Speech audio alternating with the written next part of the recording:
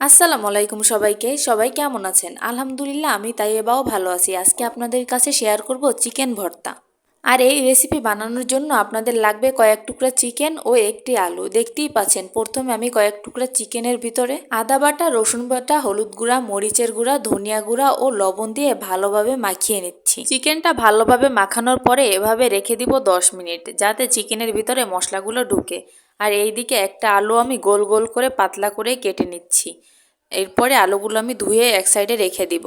তারপরে চুলায় একটি আমি পাতিল বসিয়ে দিলাম। তেল গরম করে তার ভিতরে দিয়ে দিলাম সেই মাখানো চিকেনটা আমি দিয়ে ভালোভাবে দুই সাইডে ভালো করে উল্টিয়ে পাল্টিয়ে কড়া করে চিকেনটা ভেজে নিব। আমার চিকেনটা ভাজা শেষ। খুব ভালোভাবে মচমচে করে আমি চিকেনটা ভেজে নিয়েছি। এখন তুলে নিব। তোলার পরে যে তেলটা ছিল ওই তেলের ভিতরেই আমি কেটে রাখা আলুগুলো এখানে দিয়ে দিচ্ছি। আলুগুলো দেওয়ার পরে এবার একটি ঢাকনা দিয়ে আমি ঢেকে দিব, যাতে আলুগুলো সেদ্ধ হয়। কিছুক্ষণ পরে আলুগুলো আবার উল্টিয়ে দিব ঢাকনা উঠিয়ে। আলুগুলো একটু পর পর উল্টিয়ে পাল্টিয়ে ভালোভাবে ভেজে নিব। বেশিক্ষণ রাখবেন না, তাতে পুড়ে যাবে। দেখেন আমার আলুগুলো ভাজা হয়ে গেছে, এমনকি আলুগুলো সেদ্ধ হয়ে গেছে।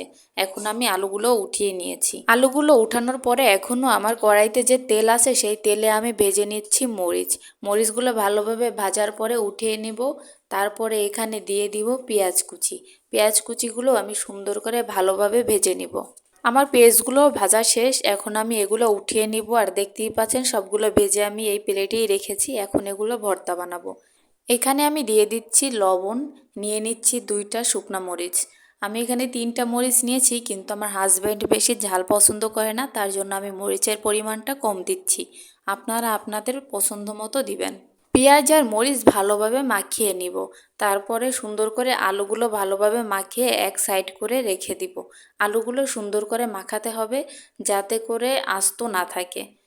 এরপরে আমি মাংসগুলো অফ ক্যামেরায় ছাড়িয়ে নিয়েছি, কারণ এত তো দেখানো পসিবল না। তারপর আমি দেখিয়ে দিচ্ছি কিভাবে ছাড়িয়েছি।